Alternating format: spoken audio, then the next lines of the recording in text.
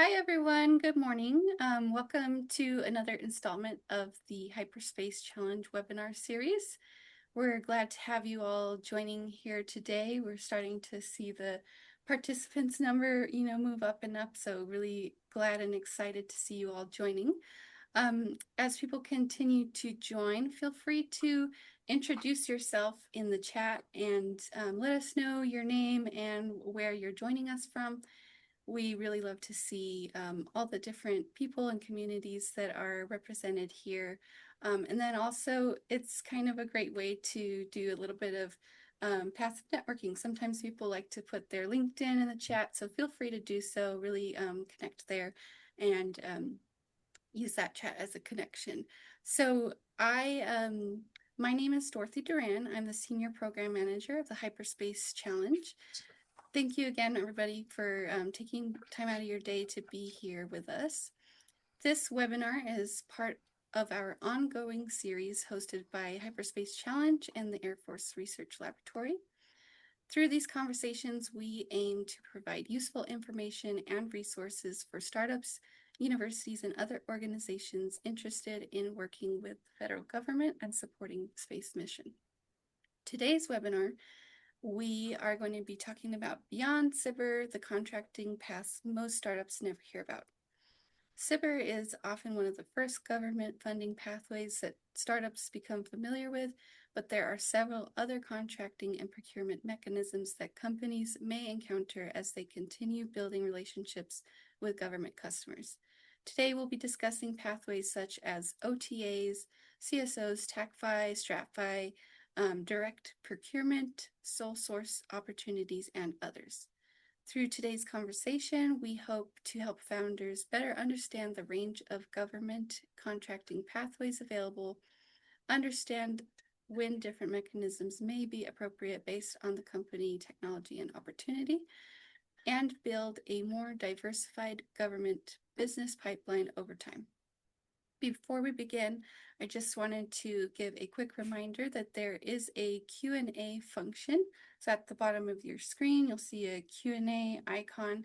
So when you have questions for the panelists throughout the discussion, please pop them into the Q&A rather than the chat. That way, it just helps us keep it all in one place, and it's easier for our moderator to see them and work them into the conversation. With that, I'm going to hand it over to Xavier Lemon, who is Director of Entrepreneurship at CN Ingenuity and the new Program Director of Hyperspace Challenge. He'll be moderating today and help lead this discussion. So over to you, Xavier. Thank you, Dorothy. And hello, everyone. Welcome to the webinar. I'm Xavier, the Director of Entrepreneurship at CM and Ingenuity. I'll be your moderator today. And as Dorothy mentioned, our goal today is pretty straightforward. We want to dismantle the myth that SBIR is the only doorway into defense and dual use businesses. As mentioned, we'll cover OTA, CSOs, TACFI, STRATFI, all of those good things. And we'll talk about, the how founders actually convert initial government interest into funded recurring programs. So please drop your questions into the chat as we go along. But before we kick off, I'd like to introduce our panelists. We've got Russell Long, Daniel Brewer, and Mook Pandian. Would you guys take 30 seconds or so and give a quick background on yourself and your organization, starting with Russ? All right. Thanks, Xavier. Hey, I'm Russ Long, founder and CEO of Long Capture. I'm a recovering Air Force contracting officer, finished up my time at Space and Missile Systems Center down at Kirtland Air Force Base about 9 years ago. From there, I started Long Capture, where we got a lot of initial traction through SBIR and open topics for our clients, like working with tech startups that want to sell to the military, have really cool tech, many of which are venture capital backed, things like that. So over the years, I've won hundreds of SBIRs, but more importantly, like the last 6 years, I've really been working towards transitioning across the Valley of Death. How do we get to program offices, program managers? How do we leverage tools like STRATFI and AppFit and other funding sources to really use that as a tool to cross the Valley of Death, start getting into the bigger budgets and palming cycles and things like that. So we've walked this pathway many times with many different clients, and happy to share with you like what we've learned along the way. So thanks. Cool. Thanks, Russ. How about Daniel? Hi, my name is Daniel Brewer. I'm the SpaceWorks Contracting Execution Branch Chief. I formerly, quasi currently, because I'm still working the person who's succeeding me, I for 4.5 years was the Air Force Super Sitter Contracting Officer. So I was organizationally located at AFWorks. So in that position, I did all of the Super Sitter solicitations, all of the pre-selection, pre-award activities. In my new role, I am helping stand up dedicated contracting resources for the SpaceWorks acquisition team, focused not just on open topic, but conventional topic and other transition opportunities for our small business partners. So very excited to be here. Thank you. Thanks, Daniel. How about Mook? Yeah, hey all, thanks for having me on.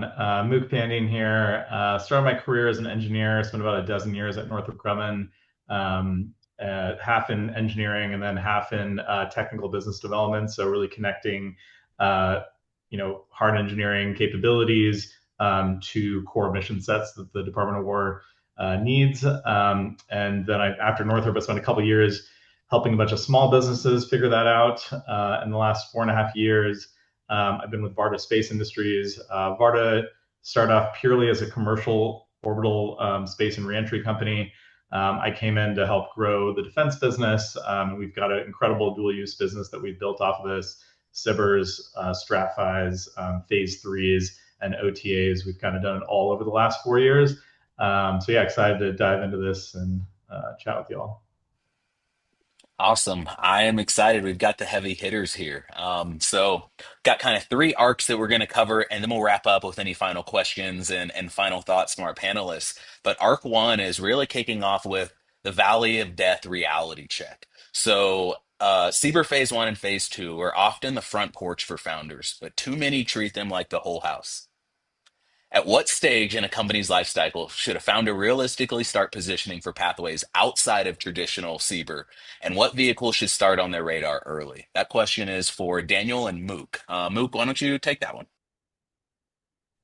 Yeah, so it's interesting. Like SBIRs are to me are a tool. They're a tool that if you look at like the details of where SBIRs came from, it was intended to support small businesses. Congress mandates that 3.5% of government budgets goes towards small businesses, so we can really lift up the small organizations and really breed innovation back in the ecosystem. Because otherwise, you've got these big behemoths that are really tough to compete against.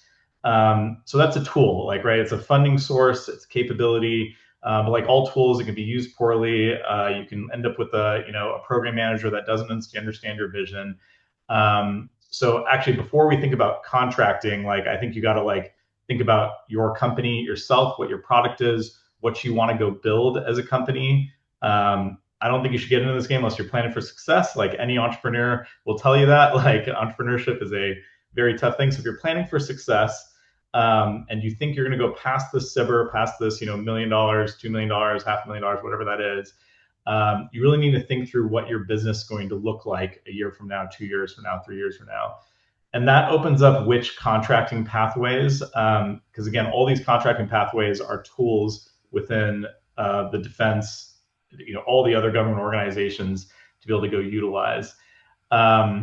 So there are, if you want to be a purely dual use business, if you want to think about keeping your own IP, you want to think about, doing a services company, there's some great like commercial contracting vehicles available for that. There's a FAR, which is the Federal Acquisition Regulations that dictate all this. There's this Part 12 that you can go utilize. There's OTAs that we can get into. I know there's going to be a lot of acronyms thrown out here, but I do firmly believe the tools are in place to go do this. I think what's lacking in a lot of the contracting world is finding the contracting officers that understand all those different mechanisms that you can go use, and then championing those mechanisms on the other side. And then I think it's the PMs that'll champion your technology for the government and for you in order to go make that happen. And I guess the last thing I'll say before handing it off to Daniel is each one of those PMs, each one of the contracting officers, so the the Daniels and the Russes, Russ's old job on the other side, they have their own tendencies and their own preferences. It's not a good or a bad thing. It's just like that's what it is. We all have that. And sometimes just working with them on theirs is with what they know, what they do well, instead of like fighting against the grain, will be a quicker way, because time closes all deals, or time fails all deals. So like just want to throw that out there. Yeah, I love that. Really great points there, Moog, in terms of if you're playing to win, right? Realize that Seabers are a tool. Relationships are also a huge asset in having those champions and people that can work for you on the inside. And lastly, understand the rules for the field in which you're playing on, right? And that's in terms of the PMs and the officers that you're working with. I think those are really great points. Daniel, what do you think? In terms of, early founders thinking about really leaning into phase one and phase two Siebers, but, realistically, zooming out and realizing, hey, there's a bigger opportunity here and there's other things to focus on in addition to those phase one and phase twos. Do you have any thoughts or things to add to that point? I do, and I would echo most of what Mook said. Something he said that really I would foot stomp as much as I can is really have good and intact business planning strategies as early as you can. Know exactly where you want your business to be in 1 year, 2 year, 3 years, 5 years, because so much of what you end up doing in the SIPR program is such early days sort of stuff. And it gets, when we're talking about specific technologies, you kind of get to the end of the SIPR 2 pipeline pretty quickly. It's all exciting, it's wonderful. And then before you know it, you're sort of, at the point where you really are, trying to figure out the best transition pathway. I would say, as far as like specific contracting vehicles, I think Mook mentioned, I always think any of the government-wide acquisition contracts are a great idea. So if you can get on, if you have software, or if you have even, technology, IT deliverables, NASA SOUP, I think is always a really, really good, that's a good contract vehicle to try to get on.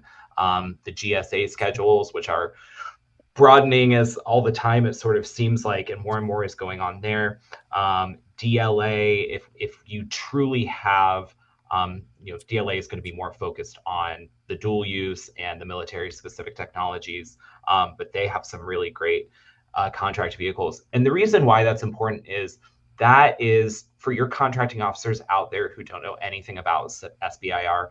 They will know what these government-wide acquisition contracts are. So you come in knowing that you're already speaking a language that these people are fluent in, and it's making sense to them. I would say, part of the dynamic, for you as a small business, as you're championing your technology, is yes, building all of those relationships with your program managers, your potential contracting officers who could be transition partners.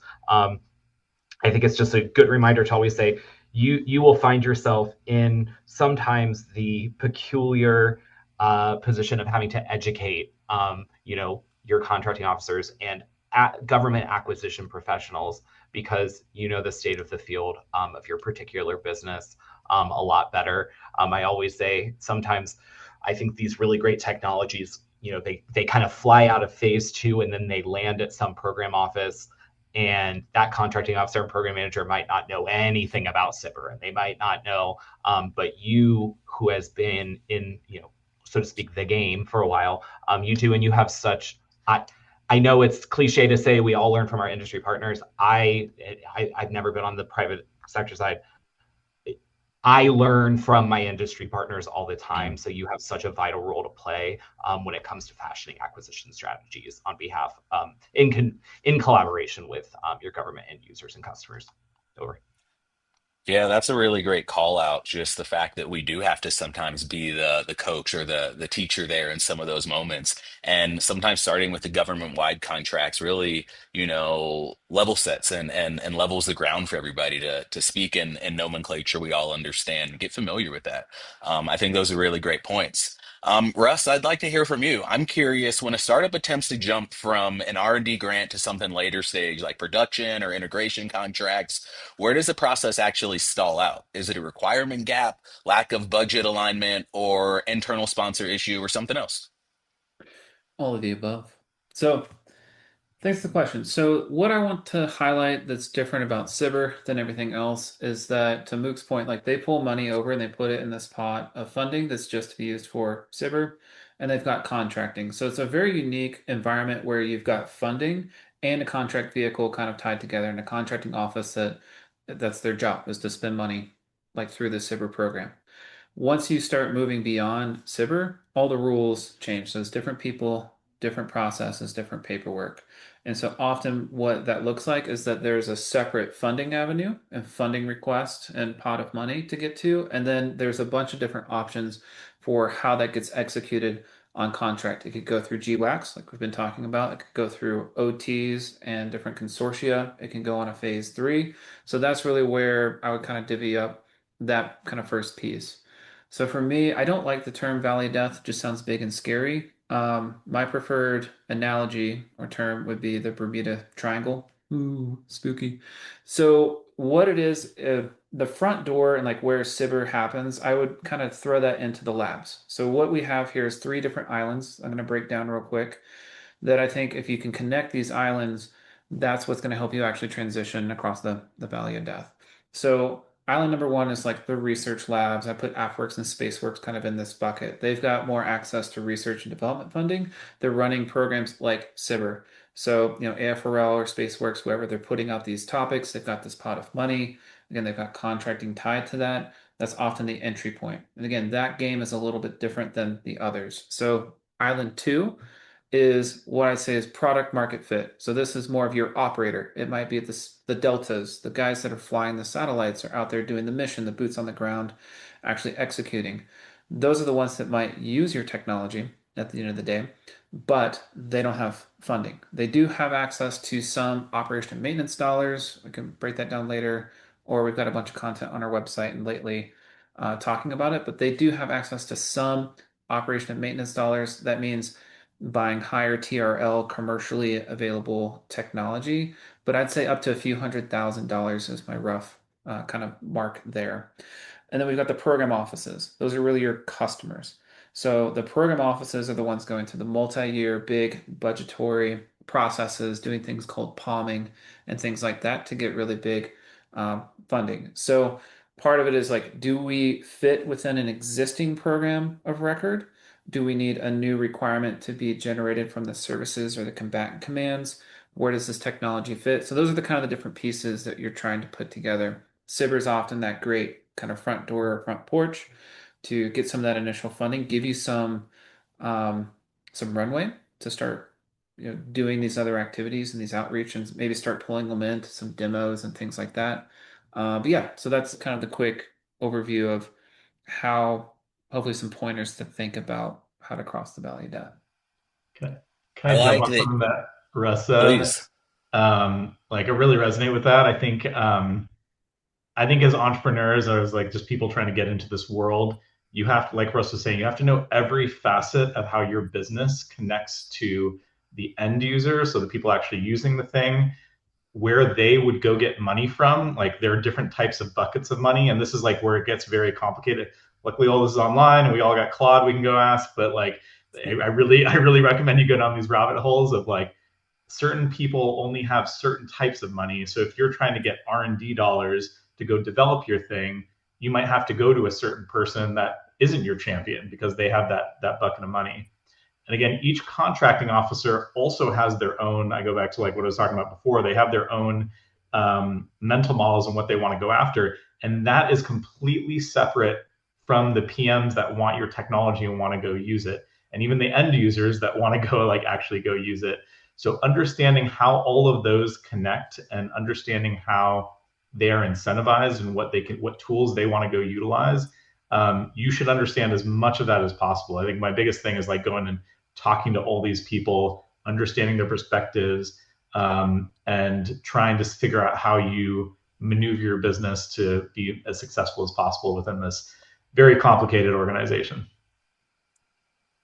Love it. I'm 100% grabbing the bites from that last question on you guys. And that was super cool. What I heard was we essentially turned the Valley of Death upside down on its head. It's the Bermuda Triangle. We're island hopping then between, do we need to find research and R&D funds? Do we have product market fit and really great application? Or is this going the route of program offices and working through budgets? I think that's a really great framing for founders to really think about that, next opportunity for their business when they make it that far. Let's now pivot into the second arc that I want to touch base on a little bit, which is fast track transition vehicles.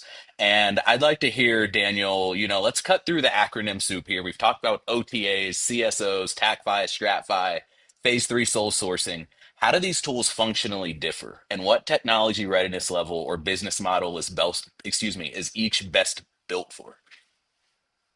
Yeah, so I'll do a little, so school answer would be, so your BAA, your broad agency announcements, um, think with that, it's going to be typically AFRL, so the Air Force Research Labs. So think early stage RDT&E. So, if your business gets out of, graduates sort of from the SBIR program, gets out of phase two, still needs a fair amount of additional R&D work to get your technology maturation level up. Air Force Research Lab really is the place to go for broad agency announcements. Once we start getting into STRATFI and TACFI, that is sort of we'll fly over the Bermuda Triangle with that. So those are your strategic increases and tactical increases that you can sort of use to fly over the Bermuda Triangle. Those are phase two enhancements that all of the services offer phase two enhancements of some type. Here in the Air Force, we use the STRATFI TACFI program, and those are for technologies that have matching funding, non-SBIR matching funding from end users and customers, but need additional SBIR funding to really fly over that Bermuda Triangle. I love that. I'm actually going to take that to fly over that Bermuda Triangle to sort of get to the other side.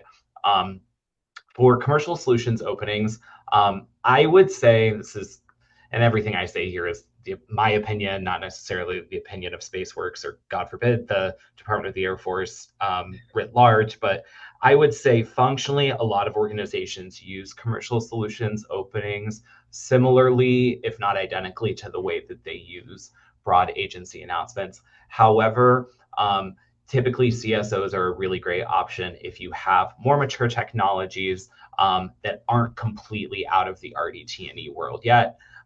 So you're not really necessarily looking at strict procurement with CSOs. But yeah, it seems sort of for you, it's not really going to be a question as much of the solicitation vehicle that's right for you. It's what is right for you is what requirements are out there and what mission needs your technologies are really, really addressing. That ends up being, frankly, sometimes these questions of which solicitation vehicle to use, all of that for us on the government side can get a little academic and a little stuck in death by PowerPoint because it's just an acquisition strategy planning methodology. But again, I think that's especially with SBIR phase three, those are sole source procurement. So the sky is the limit, and you can sort of get in wherever you can because you are the expert of what the requirements are and where your technology fits into a mission set of an individual customer organization or multiple customer organizations, even better. Yeah, it sounds like it's a little bit of push and pull, right? We plan so that we can push in the direction that our strategy says is most aligned, but sometimes we're pulled if there's really a huge need or, really great fit. I really like that a lot. I'm curious, Russ, what common misconceptions keep founders from aggressively targeting OTAs or direct sole source phase three mechanisms in your experience? Yeah, I think so. Our general philosophy, the way I've always approached this, is we want a direct award or sole source pathway. You can get that through getting a SBIR phase one or two. But I want to be clear, even if phase one checks the box. getting a prototype OT, getting on a marketplace like Tradewinds. I think Platform One's got one now, and there's a bunch more rolling out. So it's like, can we set ourselves up to maybe have an easier direct line to the customer? And there's a lot of different pathways to do it. I think a lot of early companies start out and think like, oh, I'll just join a consortium. To me, and really the future of SBIR as well, we used to have open topics. Those seem to be mostly dead. I don't know if we can get Daniel to comment on that live or not, maybe later. But the future really looks like going out and building the relationships, showing off the technology. Again, sometimes SBIR phase ones and twos can be that tool and that funding to start showing off that work. But you got to build those relationships and you've got to kind of influence what comes out. Because if you're not doing that, others are. So a lot of companies will just like join a consortium and hope to find an opportunity that just happens to fit. That's very rare. It does happen, but it's very rare. What kind of the next step is like, yeah, generally our technology fits in this consortium. Well, who's behind it? Which program offices, which units, who's using it? Where are those people going? Are they going to different events? Are there certain exercises they're participating in? Like, how can I start finding these people and building those right relationships. And then that conversation then starts turning into, oh, hey, we really need this technology. That's turning into a requirement that then goes through one of these different channels. So I think kind of like Daniel's point a little bit, like on the contracting side, like I'm a little biased. Like I love to know which pathway we want to maybe influence or try and push it towards. But your first step is certainly going out and building those relationships and figuring out where you fit in the mission. Again, it's not about your patent, it's not about the super technical details. There is a place and time to talk through that. But first, it's like, here's how we can save lives, save money, save a bunch of time for this mission in particular. Once you have that, then the other details really start to matter after that. Yeah, so glad that we heard that, be as close to the customer as possible. Something we think about all these different strategies and avenues, but sometimes forget, hey, how do we get as close to them and the need and the mission as possible? Really great stuff for us. So, Mook, tell me, having scaled Varda from early stage awards to nine-figure flight contracts, that really required navigating these vehicles in real time and with, some real great proficiency. Anything that your experience that you'd add there or thoughts as you hear us talking about, targeting OTAs and sole source phase threes, anything that you would add there? Yeah, I guess I'll give you a little bit of like one program's history at Varda. And I think that's a good, like, I had a lot of lessons learned through that. And I think Varda did as well. So like, again, going back to Varda is purely a dual use company. We have this commercial mission set around crystallizing things in orbit. And we developed this incredible like software technology in order that satellite technology and spacecraft technology in order to adopt that over to the Department of War. So when we were on this path to build these spacecraft, these reentry vehicles, and we found out pretty quickly through NASA and the Air Force that this could be useful. We started finding our way through our first SBIR phase two in. I think at the beginning of Varda we did do a little bit of spray and pray, which I'm actually not a huge fan of, but sometimes you got to do both, and just see what catches on. I think it was the fact that we were doing both and talking to folks in the back end, but we ended up getting one of the spray and prays, which was a phase two with the Air Force. And interesting enough, it was with a department and with an organization that hadn't really done a lot of these. And so I was great. We got traction. The PM didn't really know what to do with this. I think wasn't really interested in our technology. Was more interested in other technologies. And so we had to, we were going to hit the valley of death if we were to just leverage that contract team and that PM team. That PM team was at least good to acknowledge that and understand that and partner with us as we found those right champions in other organizations. I mean, completely different branches, completely different service centers. Found those champions that really wanted this technology for their applications. And we connected the dots there, right? We partnered with them even on those phase 2 calls. We got it so that that PM would let these other PMs join and these other contracts managers join, and really developed a lot of those relationships. As Russ was saying earlier, I think like the relationships are really important. One of the litmuses I like to use is like, are you on a texting relationship with your your contracting officer or your PM? And it's not like, there's like a relationship that's born there, but you can really move faster. You can understand nuances. I mean, things just move a lot quicker if you've got that level of communication versus like people overthinking emails and sending things back and forth. So through all that time, I think we developed those relationships, those champions, and then we shifted the program from that original phase 2 organization all the way to the other one. Got some great, champions both on the contracting side, and we got our first STRATFI, which was, essentially $30 million of our private capital and $30 million from the government, split between $15 million of SBIR and $15 million of customer funds. But that was in itself very good. We got the customer didn't have any funding at this time, this new customer, but we got them to go out and hunt for money from not only Department of War organizations, but also NASA and other things, because they got this $15 million of matching fundings from some space work. So we lined up all these incentives to get everyone really excited to work and champion this program when, like, I think we were one of the first STRATFIs with SpaceWorks. And so like there wasn't a lot of knowledge on how this was going to go, all go and unpack. And even the process now is different than what we experienced. But we got that, and we were lucky to have these incredible champions both in the contracting and the program office to help us get through that.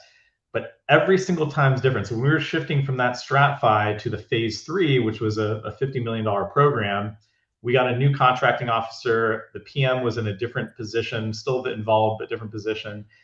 And the next contracting officer, we had to redo everything with, had their own tendencies and everything there. So developing those relationships, we kind of had some assumptions underneath there that we didn't, that were wrong, and that we needed to like kind of, work with that contracting officer to fix. So we were able to take, so that was a SBIR phase 2 to a STRATFI, and then we did a FAR-based Part 12 commercial contract for that phase 3 that we did. And then we've got OTAs that are doing other work in this world now. So we've got a few $100 million that we've built up in flight contracts just with that start of that 500,000 phase 2. So that was our history and like kind of some of the challenges that we kind of went through that. Amazing, amazing. And you kind of touched on it. My next question is that the high value transition opportunities rarely appear as open solicitation on sam.gov. So you touched on it a little bit, but just so that we can, cut right through for our founders, where should they be spending their time, and who inside of the program office or directorate holds the actual authority to pull a company across the line? If you wouldn't mind taking that one also, Mook. Yeah, so I mean, I think Daniel and Russ will know the internals. I've never worked in the government, so they'll know internals and can fact check me on this. But look, at the end of the day, there's actually it's unfortunate because there's multiple people that can say no to this, to getting your thing across the line. So you need to get. I look at it as like 3 things that you need to get in line to pull whatever you're doing across the line. You need the budget to be in line. You need the requirement to be there, the technical requirement from the PM, and then you need the contract to get in place. The budget we can like kind of lay aside. That's a whole government affairs course on how you do appropriations and language and things like that. But like, assuming there's money within the SBIR world or within the program office, like you've got that kind of handled. So we'll assume there's money in place. And then it's getting that contracting officer in line to pull this across, and then getting that PM to validate the technical requirement is incredibly important for, to push the money that they have within their purview, or going back to the get champion, like finding the money wherever they can, like MIPRing it. MIPR is like a transfer of funds from one organization to another. So you can have an organization that has no funds but has that passion behind it, and find that funding from other places that also have interest. So I guess, that's, I don't know, I guess to go back to like previously what I've talked about, pulling things over the line is really going to come down to getting that champion on the PM side and the contracting officer side. And then I think, because like last week we were talking before about shaping, RFPs and RFIs that come out. I do firmly believe we're in a world where like it is very challenging to blindly go and put a proposal in and get a result that you want out at the back end. If you do start doing it, I'm not saying there's no use for like throwing in blind proposals and stuff like that. Sometimes you get someone's eye and you get a conversation going, but it's unlikely going to get that, $2 million proposal and your $500,000 proposal you put in. So understanding where those champions are is like just incredibly important, that are going to pull it over the line at the end.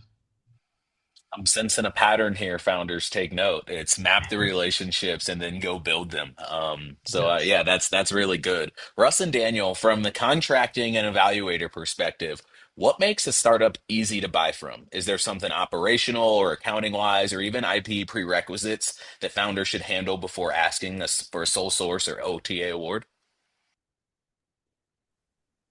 Yeah, I'll hit this first just because Russ has nicely agreed to go first on a few of these.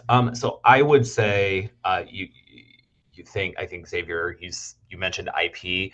I think having a really good understanding of your IP is very, very important. And the reason why is, you know, your requirements as far as moving forward, and your technologies really, really depend on having just an in and out understanding of the history of your individual IP, where it came from, where it was funded from, how much of it was funded internally, how much of it was funded, through non-government sources. So I would say IP is always a really, really good place, to do a lot of homework, because that's not something you want to deal with sort of on the back end. And quite frankly, your IP is at the end of the day probably the deliverable that matters the most. It's the part of your technology that wherever you go, where those requiring activities will, sort of that's where a lot of their attention is going to be placed. Mook made a really good point. It's relationships, but it's also I I think that a lot of times decision makers in organizations kind of come and go. And I say this as someone who myself is not a SME on any particular technology, someone who is, for all intents and purposes, pretty replaceable in my job. That they someone with a contracting officer's warrant could come in and do my job, probably get up to speed pretty quickly. I will say, the subject matter experts within the government who really know those technologies. So those are often not the people who are the actual formal decision makers in their organizations, but those are the people that the decision makers look to. So whether that's a program manager, whether that's an engineer, I think engineers in the government are magicians. So that's something to think about too. And sort of go back to the instant question, I would say make sure those people are really understanding, what your technology's IP posture is, so that when it comes time to have these conversations, these things, I don't know, it's I don't know if people have seen Star Trek. It's like that. I don't know if anyone who has seen Star Trek has seen the Borg. I don't know if those of you who are Star Trek fans. One of the things the Borg says is we are inevitable, and I think the more inevitable you can make your technology, as far as meeting government need, the better. Over. Yeah, awesome. Russ, anything that you care to add to that one there in terms of from a contracting evaluator perspective, how startups can be easy to buy from? So yeah, how to be easy to buy from.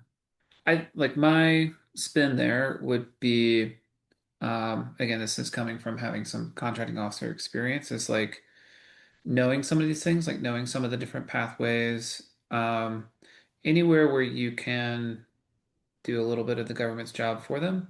I would recommend doing that. So like helping build out the requirement because again, especially after DRP last year, staffing and experience is kind of at an all-time low. There's a lot of pain points there. So as you're, building a relationship, showing off like you've got that credibility, like you can do what you say you can do, having some ideas of maybe some different pots of funding that they can go after and get access to, helping build out and giving them some documentation like what the actual requirement is or some of the different contracting pathways that can help you guys become the easy button. And if I'm just government contracting officer or program manager, and I'm overloaded, I've got all these things on my desk, I'm being pulled in 20 different directions. If I've got something that's almost done and I can just push that forward, I'm probably gonna default to being able to just move that and get it off my desk. So anyways, finding ways to make their job easier, their lives easier, I think is a big piece. And I dog on contracting officers sometimes, or the government being slow. But at the end of the day, it's like I've been there. We have a million additional duties and down days, and meetings that we have to go to because the general's in town and wants to talk at us for a while. So like all those things are adding to their plate on top of not having enough team members and not having enough experience on the team. So, just finding ways to help do some of those pieces can help you guys get an advantage there. Yeah, I love it. I've got one more question for you, and just a quick call out to our audience here. We're going to pivot to some Q&A that you folks have here in just a moment after this next question. So please feel free to drop some questions in the chat there. So again, for Daniel and Russ here, one challenge founders simply face is simply knowing these opportunities exist. Where should startups be looking, and who should they be talking to uncover contracting opportunities that might not ever appear in obvious solicitations?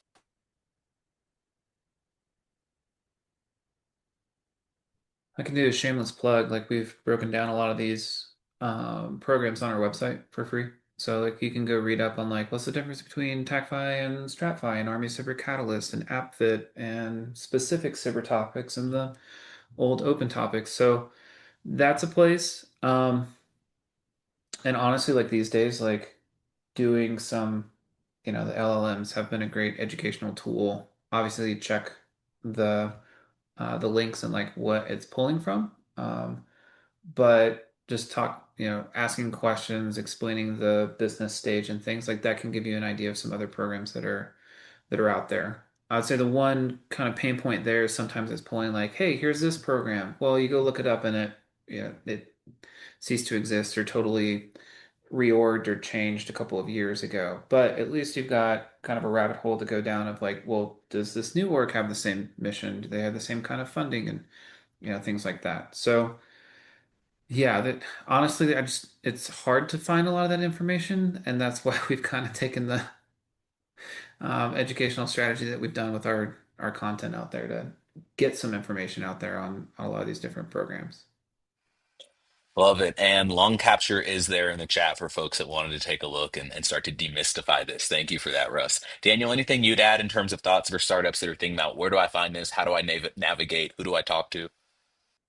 Yeah, I mean, I think, to Russ's point, there is, out in the private sector, I think there's a lot of resources. I'm not the expert on that by any means. I will say, sort of internal to the government, I always say SBA, I think we don't, because the SBIR program oftentimes kind of lives at individual components and individual agencies, we forget about other small business resources available to you. So I know small business development centers through SBA. I've done some work with them. I've heard of SCORE business mentors. I don't know a ton about that. I would make sure that you are at the individual component level or individual agency levels. You're really being kept in the loop with what mentorship opportunities exist through their individual small business offices. I will say I've not been outside of the SBIR world in many years at this point, but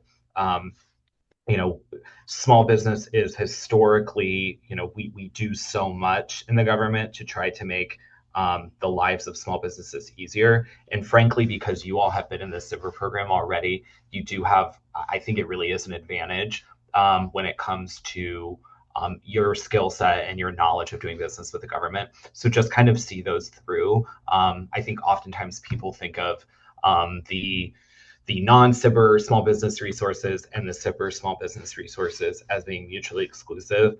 And once you're out of the SBIR program, it's more important than ever to sort of reach out to those organizations, because those are functionally aligned down to, like, I think even division level, depending. So even if you are getting in to try to say, like, at the Air Force Small Business Office, they will kick things right down to AFMC, that'll kick things right down to AFL-CMC, which will kick things right down to a directorate, and will kick things right down to a division. When I was a procuring contracting officer outside of the SBIR program, that was a huge resource that I relied on, because frankly, those are the people, it's their job to advocate for you, and they will advocate for you, especially if you have really good technologies. So don't leave that stone unturned, because those small business professionals, they're not buying things from you. They want other people to buy things from you. So it's like, really, really use them as much as you can. Over. Great points, great points. And there you have it, folks. I want to open it up now to some questions from the folks in the crowd here. Any of our attendees have questions for any of our panelists? There's a couple in the While Q&A. There's a couple in the Q&A oh, if we want to start rolling through those. I am missing the Q&A. Want me to kick it off? Go for it, please. Oh, here Yeah, we go. first question from Daniel was, are universities from U.S. allied countries allowed to participate in SITR contracts via U.S.-based SBA certified small businesses? Daniel could probably answer that better, but my guess is no. There's a lot of restrictions with the SBIR program that needs to be done within the work needs to be done within the United States. I don't think there would be an exception for the research institute partner. Daniel, any other color on that? I wouldn't, and your instincts are right. Every situation is, context dependent. I would say that's just not. There's not really a role envisioned in the process for non-U.S. Either research institutions or small business concerns. All right, so I've got an anonymous question here. Can you speak in more detail about the non-CBIR options? What are the typical funding amounts? How long are these non-CBIR contracts typically? What's the funding structure, meaning are there funds unlocked upon specific deliverables or given immediately?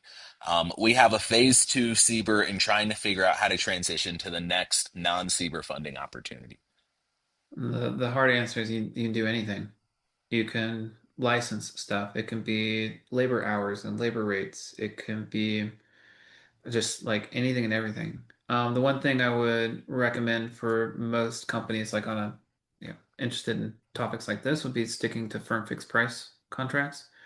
A lot of additional headache and overhead with cost reimbursable type contracts. And when you do firm fixed price correctly, you like ultimately like what I want to see is something kind of like SpaceX. They are absolutely crushing it as far as the price for launch vehicles and like taking astronauts to the International Space Station. They're a fraction of the cost of what like United Launch Alliance is, but their margins, not public information. Well, maybe someday they'll be public information, but anywhere, I guess 60-70% plus profit margins. So the government wins because they're spending a fraction of the cost on a new technology that works better. And the company wins because they're getting excellent profit margins that would be commensurate with what they might see on the commercial sector as well. And what, Yeah, I want to hear it. Yeah, no, exactly. Agree with everything you're saying, Russ. One thing to think about, like, is the process here, right? Like we're getting into a lot of the mechanics here, but at the end of the day, it's a contract, just like you'd have on on commercial side. There's contracting vehicles that the government like is authorized to go utilize, and like authorities they're allowed to like kind of live within. But they every contracting officer I have met, there's actually been one that hasn't been like this, but every contracting officer I've met has mostly been out to like want this to happen, want this program to happen, want to see success that you deliver your technology to the warfighter. So if you can go and bring your business model and say, hey, like I'm already selling this service at $100 like a user to whoever, and you can say those are my commercial rates, and I have that validated commercially.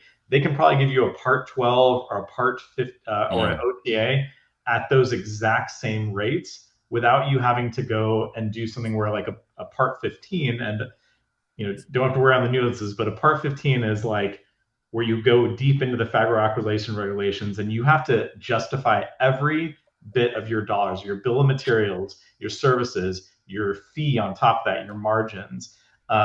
Whereas like, the government's not going to go to Apple and be like, I need to buy an iPhone, but you got to go justify every single part. Tell me where that comes from, right? They're going to buy it because it's commercially reasonable. And I think if you find a good contracting officer, which like most of them are out there, that is going to go and work through reasonableness and justification, something that they can go justify their boss, that's what you want to kind of get to on that. So, yeah. Yeah, I still have nightmares about far part 15 source selections. They're Yeah, absolutely miserable. exactly. It's just really hard to answer your question because there's so many different funding sources out there. We've seen phase threes from a few tens of thousands of dollars to tens or even hundreds of millions of dollars. Yeah. I will say generally like your first phase three, and Luke, I'd be curious what your kind of rough dollar amount after your STRATFI was, but a few million to maybe like 10 to 20 million is usually kind of the stepping point of like, okay, let's start maybe scaling this up a little bit as you continue to prove yourself. That's where the 100, 200 million plus conversations can actually start happening. Yeah, our phase three was a good amount. It was 50 million, but Oh it was yeah. it was particular because like we were already building our spacecraft. We had been privately funded to go do that. So and spacecraft are expensive, right? It's not like you can do like it's not a million bucks isn't enough to get you there on these really bespoke and hard mission sets. So, but this goes back to it was nuanced for Varda. Like you as a you might be able to get a $300 million thing if you're building if you're building something exquisite. You might only be able to do a $2 million thing or $100 end user license that you have like an option that they can go buy as many as they want.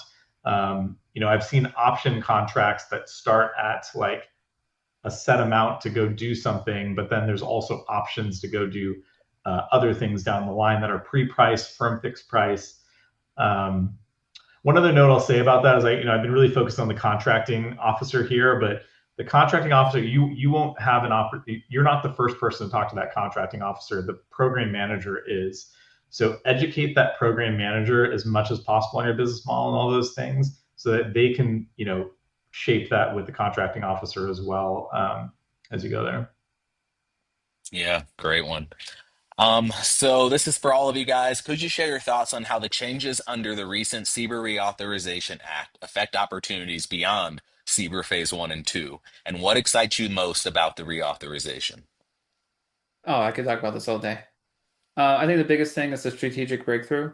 So what they did is basically codify or put into this statute of what constitutes a strategic breakthrough. So maybe Daniel can add some color to this, but a big obstacle the last many years on STRATFI was that they had to go get a waiver for every single STRATFI that was awarded. So this says, hey, up to 30 million, you're good to go. You don't need to go back to the SBA every single time to like get this approved.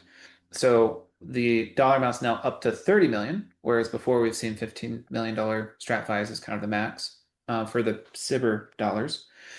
So how they're going to use that is still a little bit of a question. From what we're hearing, it's still an ongoing conversation. It could be we're going to keep the STRATFI program but push it up to 30 million, or hey, we're going to keep the TACFI STRATFI program and add to it the strategic breakthrough up to $30 million. So overall, like the general trend I've seen the last 3, 4 years now is, let me rewind the clock a little bit. Early on, it was like, here's the open topic. Here's a front door to come in and work with the Department of Defense.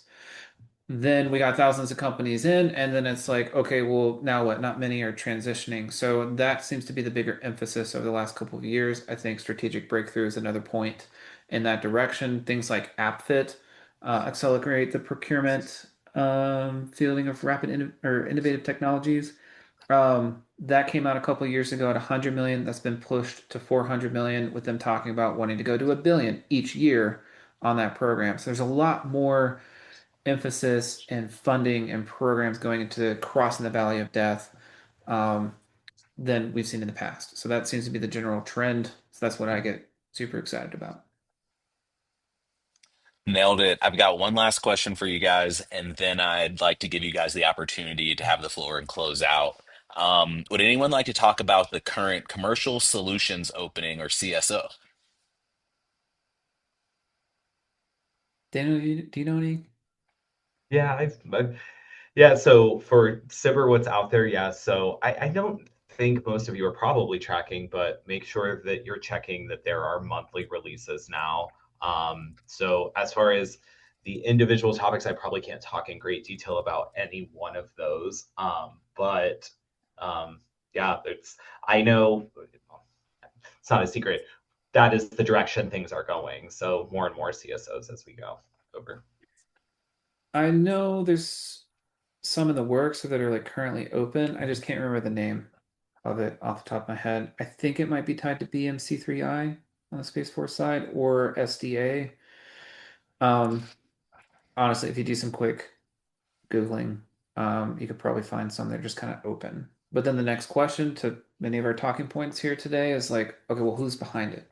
What kind of funding do they have? What kind of technologies, and like what are their priorities? So before you just like go maybe start submitting to things, kind of answer some of those questions.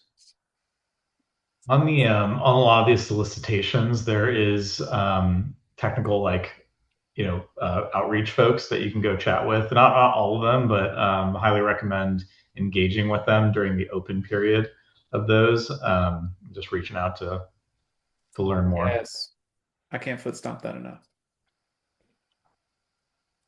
All right, and the last question here to give, one more actionable takeaway here is if a founder just wrapped a phase two and has 6 months of runway left, what are the top two tactical actions they must execute this week to secure a transition pathway? Just shout it out. We've got just a couple minutes here. Go. Start at least 12 months ahead of time to start, preferably 18. That's my 2 cents. But again, our framework, research, outreach, demos and meetings, and then advance or adjust. So research again, like from the beginning, don't go chasing a bunch of waterfalls, random SIBRs that may not be aligned with your long term. Like this is where I want to take the company. Like this is something I like where I want to go. It's very easy to just go do a 2 year project for 1.8 million, which sounds great until you get to the end of it and it's like, well, there's nowhere to go from here. This is not a bigger Department of Defense need that can actually scale. So starting that process and thought process and strategy earlier as you go after the initial awards, and then over the course of the phase ones and twos, I know that you like so many companies go heads down, I got to do this work. And you're right, you do, but you also need to be figuring out this transition path. And again, 12 to 18 months ahead of time, be starting to do some of these things and talk to new people and figure out where that tech could transition to. So that again, a lot of these acquisition and contracting timelines can take a long time. So like getting ahead of that, having those conversations early, again, finding that balance with like proving yourself and showing off and like delivering well and like doing those activities at the same time. Probably not the preferred answer, but there you Yeah. go. Yeah, I do agree with Russell there. But as far as if we were in a box and you had to go do something this week, I'd lock yourself in a room for hours and think about every mission vignette that your technology could potentially address across, any type of government mission set. Then I'd make a list of every single organization, every single acquisition org, end user that could touch each one of those missions, and I'd figure out a way to get in touch with any person that is part of that. Whether that be a conference, whether that be LinkedIn, whether that be whatever. But I think relationships really matter in business at large, no matter what, and that's no different in the government business. So try to understand from their perspectives, and then make it like a little bit of a feedback loop of tuning back your mission vignette. Like tuning it, trying to make it better, trying to expand it, trying to partner, and really just driving value back to the government. I think you'll find a path if you keep doing that. Yeah, I love that. Make a plan to get as close to your customer as possible and, start texting them, right? Yeah, exactly. Daniel, Yep. anything you have to bring us home there on that point? If I've got, 6 months of runway left, what can I do this week to secure a transition pathway? I would tell you, I don't know that I really honestly have anything to add. I would tell you,